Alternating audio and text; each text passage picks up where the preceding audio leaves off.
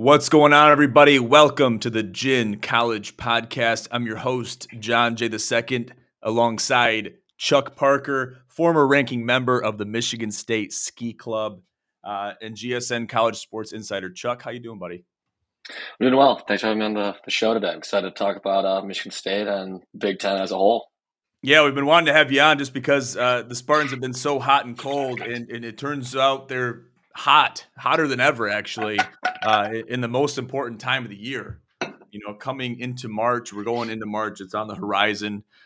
Looks like we're just outside a week away from March. It's basically Izzo month. You know what I mean? And it hasn't been in years past. As much as we'd like it, might have liked it to be.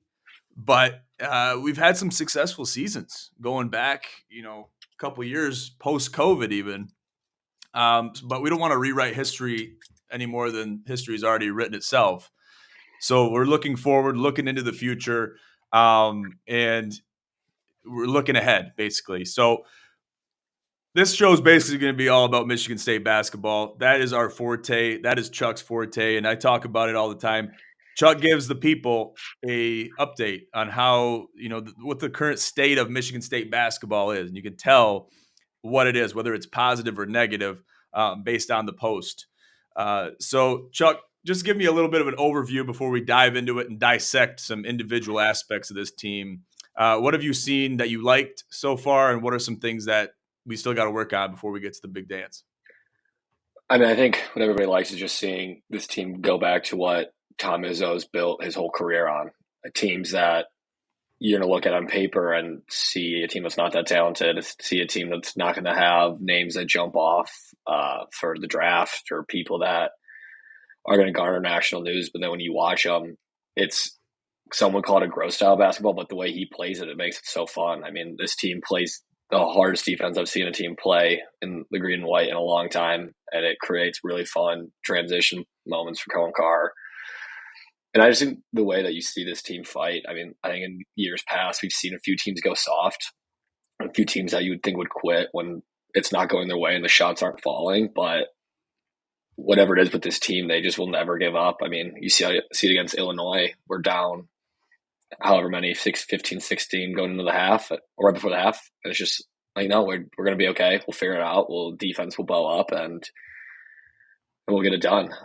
Obviously, the thing you got to work on is the shooting, but at this point, that might never come. So I think just sticking with how we've been winning and keep it going and just make another team play your way. Because the way the defense plays, I don't know if you feel the same, but I just almost know no matter what, we're going to get a minute where they're going to go on a 4-0, like a 4-minute run of not allowing the other team to score. And if you can do that, you can stay in any game you want. Yeah, I think you had some good points in there, especially when it comes to shooting. You need a three. Who's your guy that you can count on to get you a three with over 80% chance of accuracy, getting a three when you need it? Fortunately for the Spartans, they haven't needed that to happen, that clutch guy to step up, that Corey Lucius to score a game winner, that kind of guy. And you've had guys in the past that have fit that bid in the past. But I don't know if you had to put it to the test. I don't know if you could pick that guy out of the hat and say, okay, we got this guy. We're going to set him up for a three and we need it. We can count on him to at least get a good look.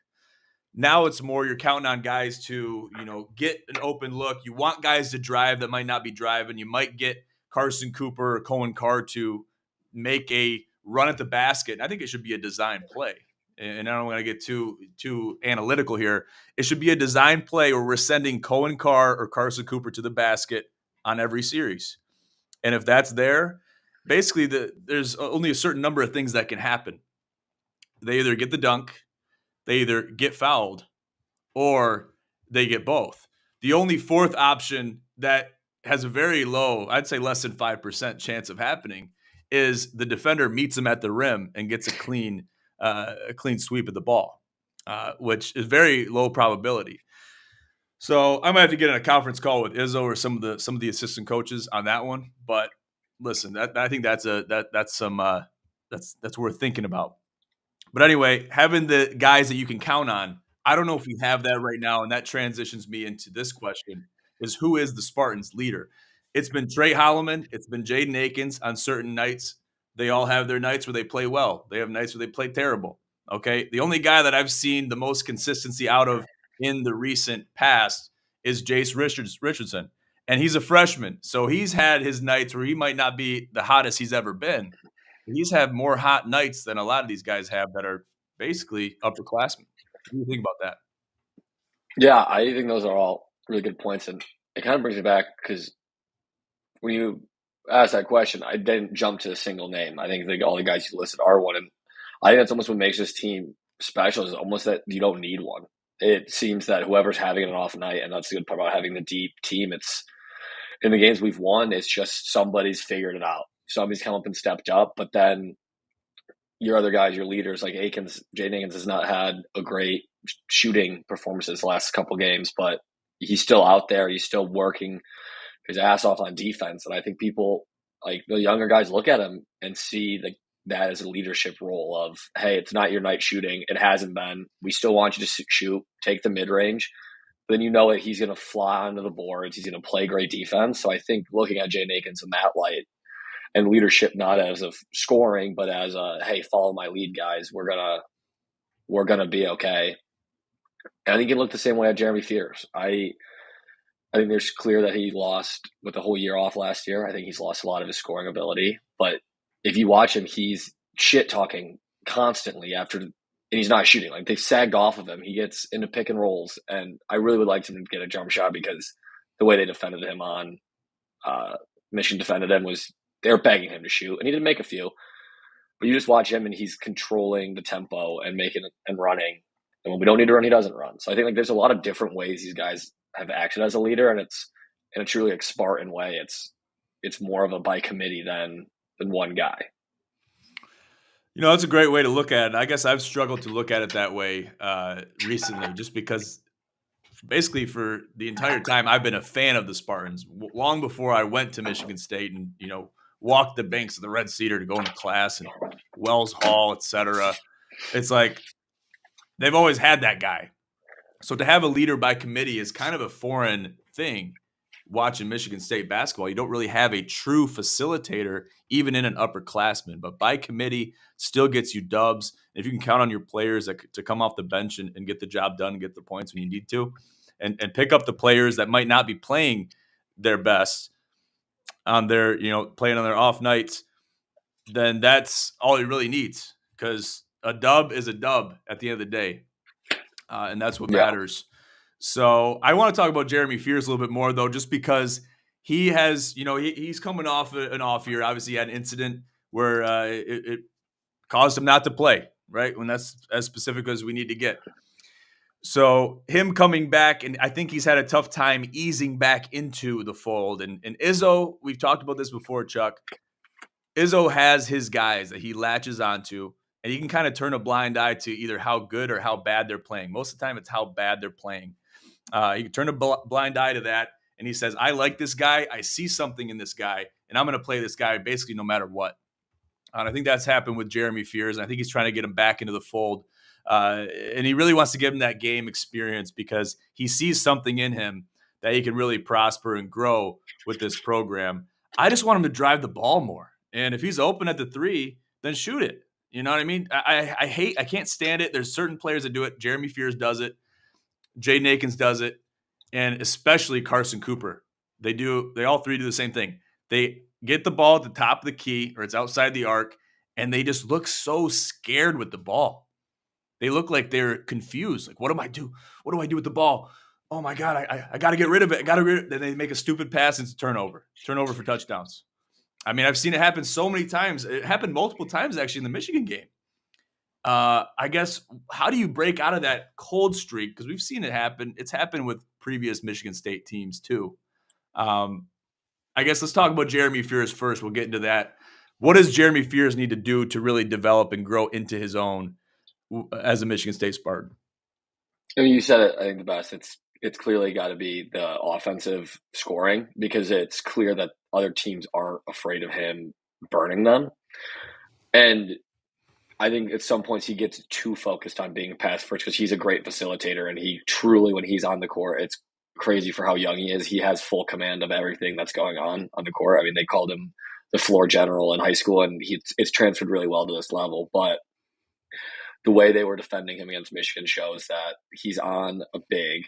Yeah, it's Danny Wolf, and Danny Wolf can move guard like, but Jerry Fierce has to be able to take him on the dribble, and he does. I just think he needs a little more confidence and somebody telling him that's like, no, like this is what you're supposed to do. Like we need you, because then it changes everything. It collapses. They're gonna have to collapse into the paint.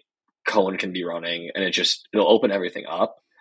And you can see it in moments when he does it. It really rare. Like Jaden Akins will do it more, but Jaden Akins is at his best when he's going to the rim really hard, and you know when he does it because he scores. In the Michigan game, he shot poorly, but I still remember it as a decent performance because when he needed to, he's coming flying off the wing and having an acrobatic finish.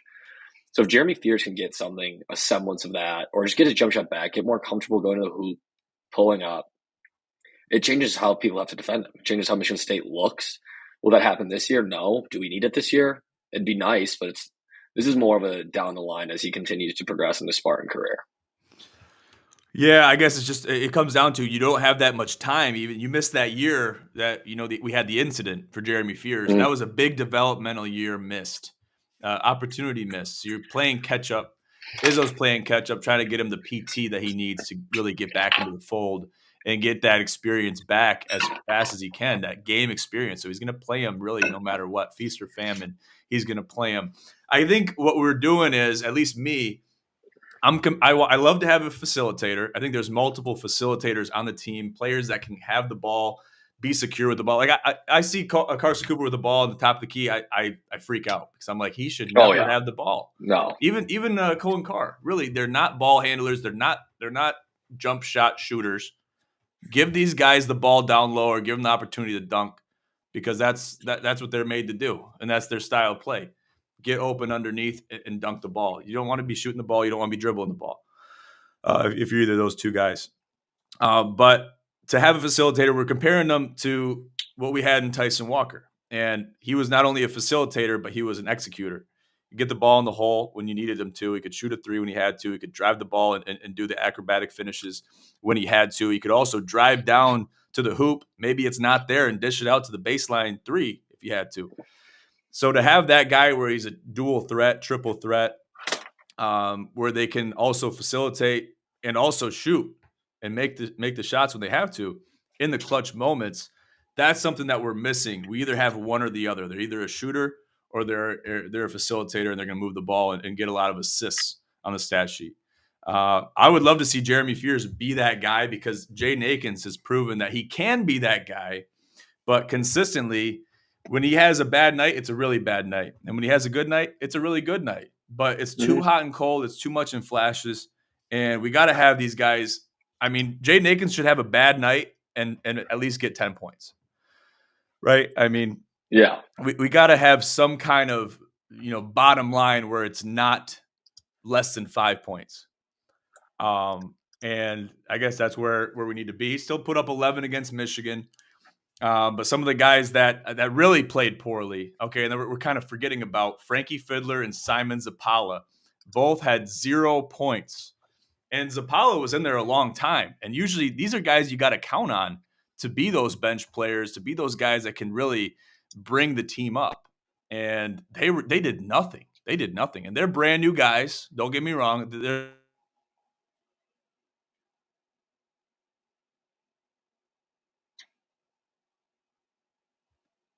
Oh, we're back. We lost connection there for a second. Technical difficulties. We're going to continue in stride. So those guys get a pass. But the Jaden Akinses, I guess we'll give Jeremy Fears a pass too, but the Trey Hollemans, these guys don't get a pass because they have to play well. They've had the experience. They've had enough games under Izzo where they should be playing a certain caliber of basketball. So that's what we expect. That's what we expect. Sure. That's what we need. And I think that's all fair criticism with them. And it's still what this team is and how it's a testament to, I think, because I mean, people really got on Izzo about the buildup of this roster. And even early in the season, I thought the same. Like the shooting's down, but that's what's great about having confidence that you can go to your ninth, 10th guy on the bench. It's my brother and I always text about it. It's like one person's going to have a really good career game, and I trust everybody else just beat like to do enough. And it's been the last couple. I mean, it was Kohler against Illinois. Just decided it's like, yeah, I'm my night, and they recognized it, fed him, and then Jace has been incredible. Trey Holloman was incredible against Michigan, and everybody else is just will do their part. One guy has a star-like performance one night, and then we can just wait until the next guy does it, which has worked so far, and hopefully it keeps working. Yeah, and that's what they've been counting on. That's been working for them, especially in the trying game. So yesterday, I had an experience where I officiate basketball. We ref some younger kids, actually ranging from probably fifth grade all the way to the varsity level. It's basically like travel basketball. And let's just say he was a former Michigan State basketball player, and he played in the formative years, basically back when Izzo came in 95, 96. And he was basically one of the first guys to really get taken under Tom Izzo's wing, and really built the team up to get their chip that they got in 2000.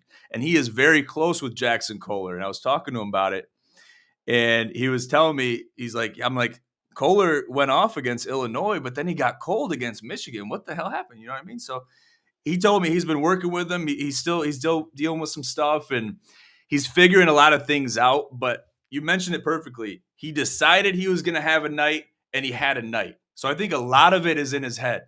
A lot of it is in his confidence. What confidence does he have, and what does he believe he can do on the court in any given night against any given opponent? And he might get into his head and kind of second guess himself. I don't know. I'm kind of spitballing. I don't know for sure what's going on inside his head. But just based on what I'm seeing on the TV, how he's playing, it looks like he's getting in his own head. And I think it's a lot of it's mental. It's not skill based. It's not injury based. He's getting the minutes. I mean, what do you think? What do you think it is? I think just specifically talking about the Michigan game, I think that was just going to be a matchup nightmare no matter what.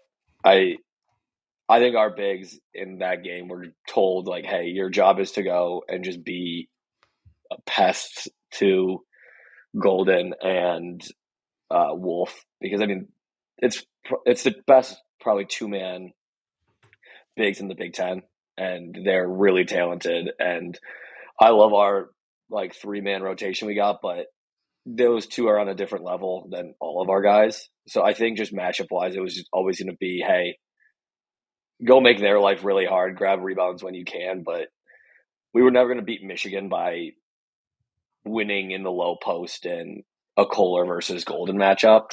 So I think he did his role pretty well. I mean, he does what he does and just somehow gets a bunch of offensive rebounds, gives us a second chance, and lets the guards take over. You know, that's a very optimistic look at it, Chuck. I'm glad you brought that to me because I've been looking at it with a lot of criticism, and I've just been basically saying, you know, I was thinking Wolf and Vlad, and this I think this is still true. While both of these statements can be true, their bigs got very cold at the end. You look at this score, this is a dominating win against a good Michigan Yeah. team, solid, hot Michigan team. We're not talking about the Jawan Howard era. We're talking about the Dusty May era Michigan Wolverines that were sitting atop the Big Ten before this game. And you talk about the two-man game between Vlad and Wolf. That's one of the best two-man games, I think, in college basketball today. Mm-hmm. So I guess let me ask you this. What led to that basically breaking away? Because this happened in the Illinois game too, where they broke away at the end, where usually they're fighting to get above water and get a breath.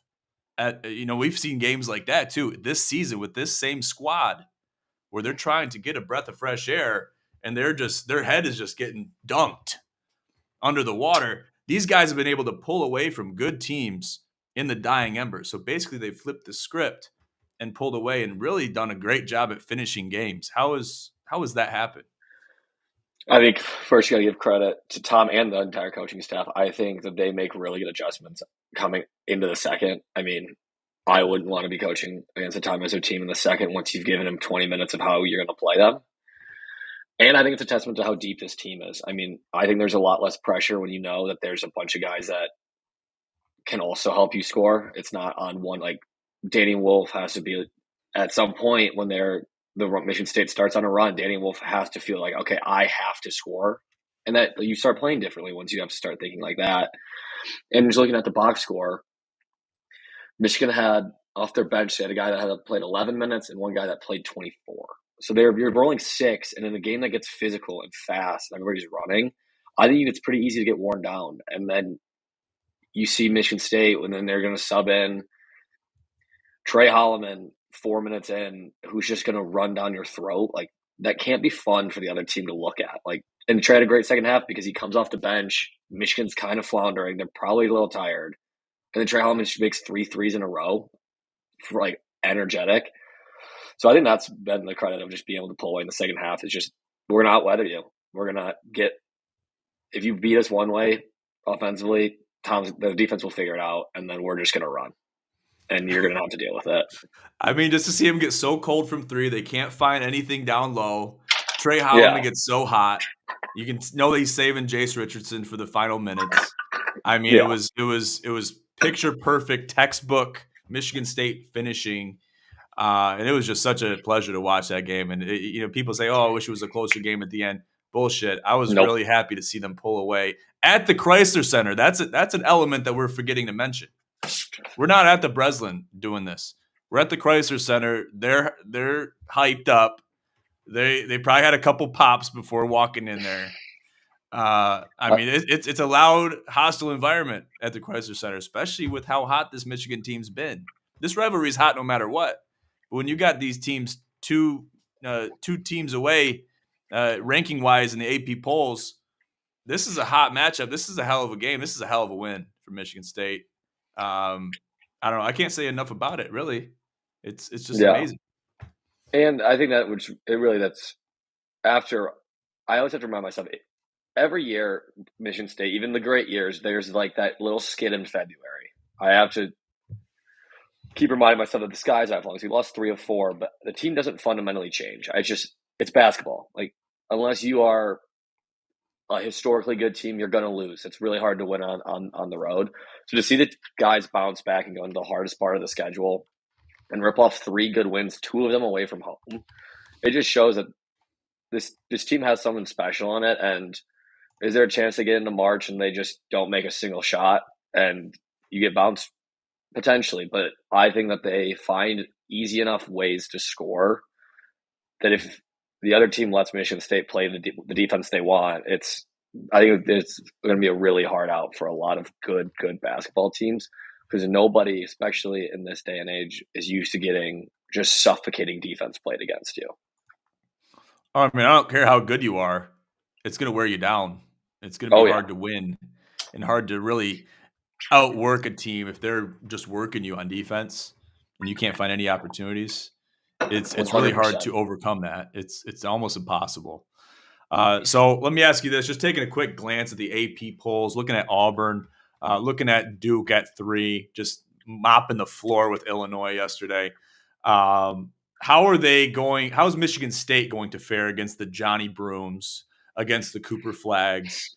I mean, because we know these guys are going to meet in the big dance, probably if they keep the run they're going on. And obviously they know they get real hot in March and they're going to be prepared. I think they're going to be as good as prepared as they've ever been in recent history post-COVID for the big dance, for the big tournament. How do they fare? How do their bigs fare against these guys? Michigan State, I would hope that we don't meet them until the Elite Eight or the Final Four. I hope it's going to be off of a day of like an Elite Eight game where you get Tom on a short rest because he's good at coaching that. And I don't know, because that's such a hard question, because we haven't seen teams like Auburn and Duke in a really long time that I think are so clearly just a step ahead, a different level. Because even outside of Cooper Flag, they can hurt you in a lot of ways. And Auburn's going through a little skid right now. I mean, they haven't lost, but they've struggled. And I think those two teams are clearly the favorites. I think they're head and shoulders above. And honestly, if we get into that, I just say, and Tom, we trust. And we've seen great Duke teams go down to Michigan State before, but I'm looking forward to the ride. I'm trying to get out the Big Ten, and then we can start looking at Auburn and Duke because they're really really good. There's those two are going to be teams in the bracket where I think you just put them in the Elite Eight and then go from there. You took the words right out of my mouth, Chuck. Let's get through the Big Ten tournament first. All right. Yeah, And then we'll worry about the other teams because yeah, we're for putting the sure. cart before the horse a little bit, and we don't want to do Yeah, that, especially at this point in the season. You talk about the February skid. That's happened to a lot of teams. It's going to happen to a lot of teams. It's kind of, you call it, sad, uh, yeah, seasonal sadness disorder, whatever they call it. It doesn't affect me at all, but I don't know if it yeah. affects you at all. But we're used to the winter. We like winter Oh yeah, sports, skiing, snowboarding, etc. So we're good. But it's going to happen to these teams. They're going to get depressed in the cold. The snow gets to them, and it's going to mess with the chemistry in their heads. So we've seen that happen. They got to get through that and get to March and kind of clear their minds, get through the Big Ten tournament. That's for the boys in green and white, and then focus on bigger and better things post the Big Ten tournament. So that's what we're looking forward to. And staying healthy too. I guess, what has Michigan State in particular done to stay healthy, and how have they managed themselves to stay healthy? I guess you may or may not know that, but how can we speculate on what they've I done think it's to stay healthy? I think it's always luck, just a little bit. Yeah. There's a lot of injuries that kind of just picked up, but then I can go back to the fact that I don't know the exact numbers, but we have a bunch of guys averaging double-digit minutes. It's not like you have to ask like Braden Smith, who I think played every minute of like 5 games in a row. We're lucky enough that it's not expected that he has to do that. I think if I had to guess, I saw at the top of my head. I bet we barely have people that are that close to 20, and or 30. I meant that's a really good spot to be of where you don't have to work a guy 38 minutes night in night out and playing 3 games a week. So I think that's where we've been lucky, and I think that's a credit to Tom and the whole staff of just how they built his roster. There's a lot of questions. They said, "How are you going to replace Tyson Walker? How are you going to replace AJ Hogard?" Even though I've had my opinions about AJ Hogard. Like, where's this going to come from? And it's found a really good complement of kind of in the aggregate, almost like Moneyball style, where Tyson Walker got replaced by 4 different guys instead of, one, because you can't replace Tyson Walker. He was incredible. And I think that we just have to keep hoping they stay lucky, because I think that the way the roster's built and there's enough rest that these guys are just going to be primed and ready to go to keep going through the tournament. Yeah, they're going to have to be. I think you hit it right on the head. They have really diversified the minutes given, taking guys off the bench, playing the entire bench almost all the time.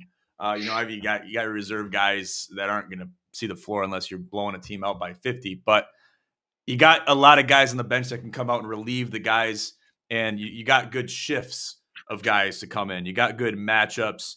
You got different people you can put together, and they can complement each other very well. So I think the coaching staff, that's an ode to the coaching staff, Tom Izzo, et cetera, et al. I guess we'll say, Yeah, to do that, and they've done a hell of a job, and they're going to have to do the same, if not better, going down the stretch into the Big Ten tournament and into the big dance come mid-March. So we're looking forward to that, and I'm excited, man. I'm excited. I feel good about this team. And it's tough sometimes. That's why you got to talk about it with your buddies, talk about it with other people that have been watching this team, because sometimes it's tough to figure it out how they pulled some of these games out. And other even close losses, you'll be scratching your head. Well, so-and-so and this guy played pretty good. I'm surprised we lost that game. And I'm surprised we were even that close. But then you're forgetting about how good the defense played. And you're looking at that, looking at different aspects. It's good to look at it from different viewpoints. To figure out why certain things happen. But even just looking at a box score, sometimes I'll be looking at it and be like, wow, just looking, it almost looks atrocious, but somehow we won by, more than 10. So you're going to have times like that, but that's why it's good to chop it up. well, yeah, and that's honestly going back to that when it looks atrocious, and that's one thing. Frankie, he didn't do great the last week or so, but one of his, I think, greatest strengths is he hasn't had shot well since he got to East Lansing. He still scores points, and he just gets fouled. And that's the thing that we've had in this Michigan State team that I think we've had in a while. is this team, even when the shooting is bad and it's terrible, they're gonna get to the free throw line and they shoot it at a high enough clip. I mean, it's a home free throws for a reason. It's 3 points, and I think that's such a good valve to hit. Either like you're saying, it's the dunk, or it's a foul, or it's when Frankie and JA are driving. It's like they're either gonna make it or they're gonna get fouled, and I think that is such a weapon to have going into March, because then if things aren't going well, you can always fall back to, all right, well, let's just get to the rim and try to get a foul. That's something too. Before we wrap it up, I want to ask you about that. Getting out of a cold streak. We've seen this team getting slumps where, teams will go up 13, 14, 15, almost 20-0 on them points wise. How do they break out of a cold streak? You mentioned Jaden Akins driving to the hole, Jeremy Fierce driving to the hole, Trey Holloman pulling up on a three. He can drive it to the hole too. Or getting Cohen Carr or Carson Cooper to make a beeline to the rim, and we're going to feed them for the alley-oop. I mean, how else can they break out of those cold streaks? Because as soon as they score 2 points out of that cold streak, usually they're back. But how do they break out of that? Because they can almost be frozen in ice, the frozen tundra. They cannot break out of that cold streak at certain points. It's frustrating to watch. It's terrible to watch. And they're playing scared. But how do they break out of that stuff, especially in these big games coming up? I think it goes back to just how Tom Izzo's always liked to play basketball: defend, rebound, run. I think that when you really see him early in a game, like it's happened against Illinois, when they really get slowed down is when they can't get a stop on the defensive end, and then the other team can set their defense. And then, like you said, they're just it's not all the time. It's weird. I think they just get a little tense early, but they get weird and gummed up in the half court. You can just tell it's like what's going on. It's like we're not moving. So I think the easiest way to get out of it is you get a big defensive stop, and then you just send the guards running. I mean, every time, if you guys don't watch much Michigan State basketball, if you ever see them get a defensive rebound, just check where all the players are a second later, because they're already down the court. And I think that's when you really see Michigan State get out of these bad, just like, come on, guys, we just need two. Just get two. It's a good defensive stop, and then it's outletted to Fears or Jaden or Trey, and then all of a sudden Cohen Carr's dunking, and then you're like, all right, it's that easy, guys. It takes 3 seconds to score. Let's just keep it going. They get another stop, it builds on itself, and then by that point, you've got go green, go white chance in the Chrysler Center. And that's what I think It's it's all just about. crazy, though. I mean, that's exactly it, though. Like, that's what it takes to completely flip the momentum back in your Yep. direction.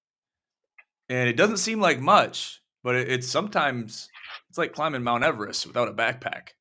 All right. Yeah. It's very similar to it. And you got to move mountains to get there.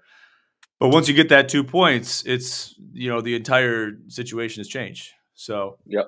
they're going to have to figure that out because they got to do it quicker. They can get into a cold slump, maybe go down 5-8-0, but don't let it get much worse than that, because you got to break out of that quickly and recover. So they'll figure it out. I got faith in Izzo. We trust, as we've said.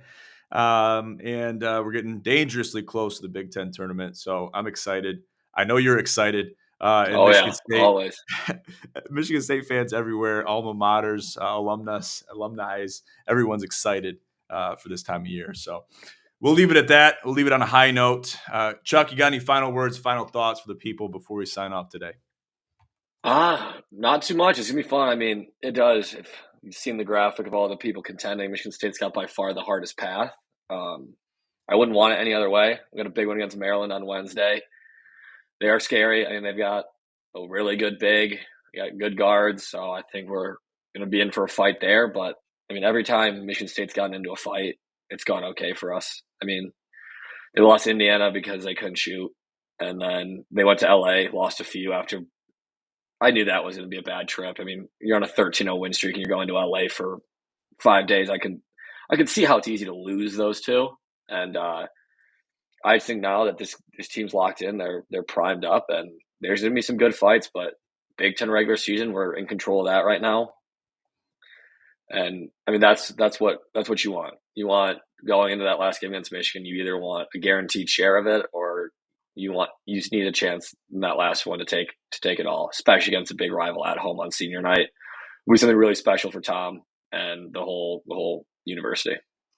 It's already been a very special season for Tom and the entire Spartan Nation, really. Leaving them on a high note and not done yet. We're No, not done not yet. done yet. That's a direct quote from Tom Izzo.